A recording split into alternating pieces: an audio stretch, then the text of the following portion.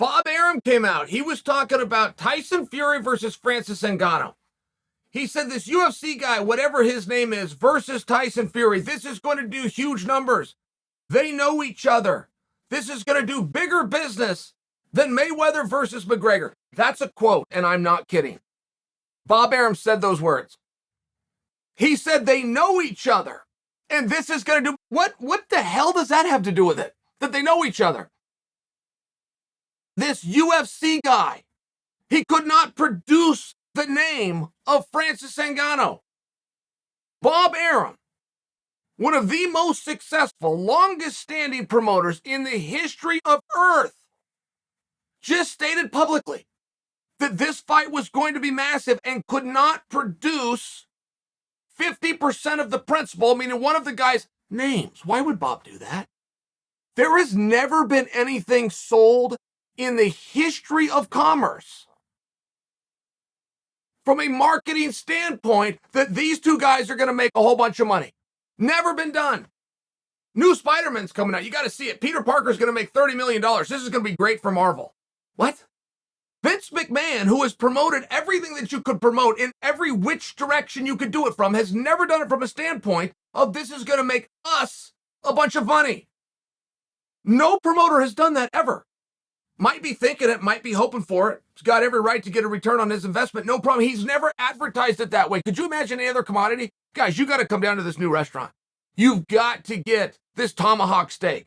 The restaurant is making a fortune selling these things. What? You can even do it in reverse. Hey guys, there's a house at the end of the block. It's half of market value. Would you tell the world that, or would you just go in and tie it up under contract and buy it? Nothing has ever been sold in this fashion, and I'm wondering why Bob said it. I don't think that Bob believes it. I think that I also need to give myself a reality check. I have been very against that fight and its level of success. I just don't think that there's much of a crossover there for an MMA guy versus a boxing guy. There is a ton of MMA guys who have offered to go take on boxing guys. It's been done one time. Conor versus Mayweather, who, by the way, wanted to rematch each other and nobody signed off and did it again. So it's just one of those things where every clue that I'm given, that doesn't work. When we know the outcome, it doesn't work. To bring in Francis, who's a big heavy hitter, against a guy in Tyson Fury, who is clearly proven to be the greatest heavyweight of all time. You could put Tyson Fury in any era you wanted to. Yes, I know, it's blasphemy. Muhammad Ali's era, Tyson Fury would win. It's blasphemy. Mike Tyson's era, Tyson Fury would win. You are taking the absolute greatest and putting him in there with somebody who's never done it, but is a pretty big puncher. For me, that's a hard story to tell. But if you're going to tell them this is what you're going to do, you're going to start from Jump Street. If you're Bob Arum and you're a promoter, you go, oh my goodness, no, this changes everything. They're going to do it with 4-ounce gloves. That's what Francis is used to. Those 4-ounce gloves change the defense. Tyson Fury's never put those things on. It changes the way he blocks. It changes the way he rolls. It changes the way there's power as opposed to your setup shots. Like, you're going to sell it in some fashion.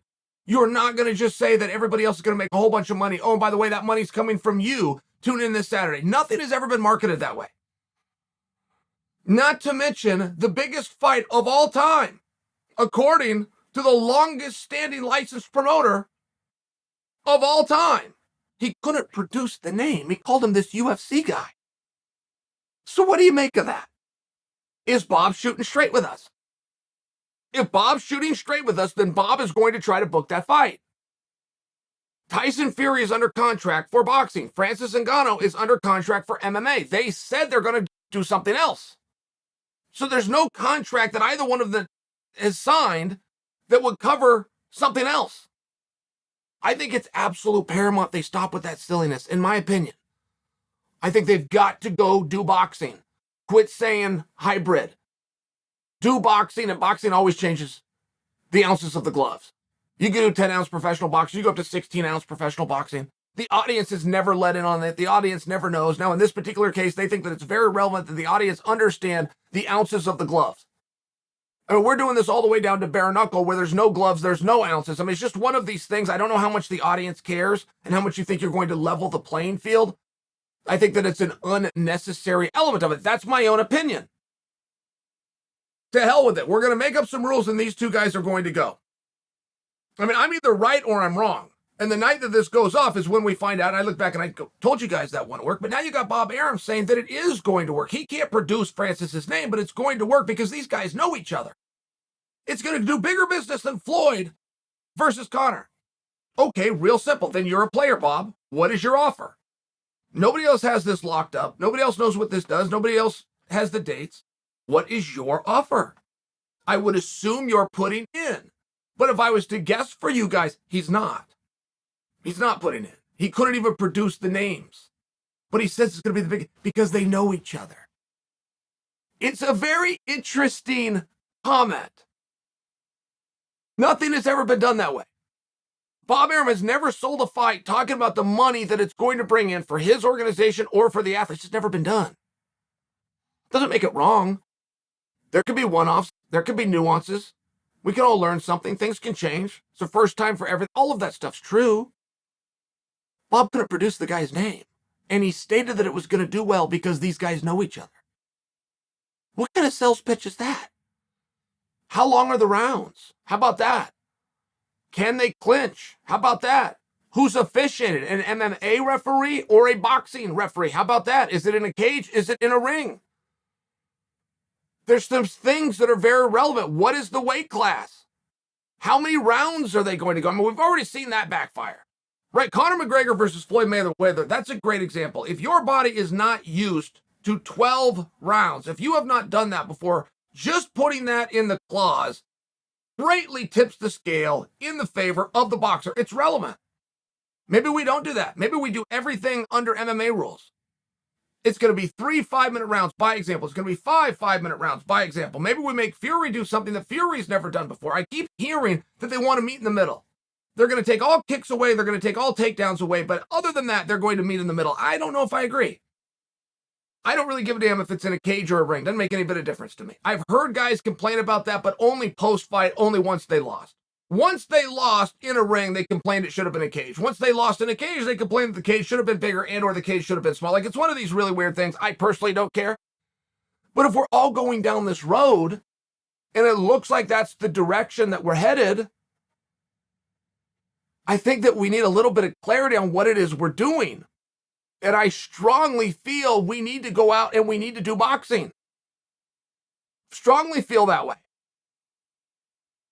I strongly feel if you're going to do MMA, but you're just going to take out the kicks and the takedowns, just put them in MMA and have an agreement. I know that's not a perfect way to do things. A guy could double cross and good. I get all those things, but that's as close as you're going to get. I don't like the idea that we're making something up. I don't like the fact that Bob Arum has said it's going to do great because they know each other and they couldn't produce one of the guys' names, not to mention Bob, I don't believe is going to bid on this, which means Bob is doing something different. He's trying to set up some other promoter. He's doing his competing and his fighting from the outside by making it an allure that it's a really big deal, but then he's not going to go in it. Like, it's really interesting that he chose to do that. I could not imagine being a promoter in stating something is going to break records in the industry that I have survived in and not be able to produce one of the guys' names. I could not imagine trying to sell to the audience that this is going to work because it's going to bring in a bunch of money. Your money. You're all going to buy this. And we're going to take it. I couldn't imagine doing that. It's not a storyline that works. The biggest take that Bob Arum had for why this fight is not going to outdo McGregor versus Mayweather is because these guys know each other. What the hell is Bob talking about?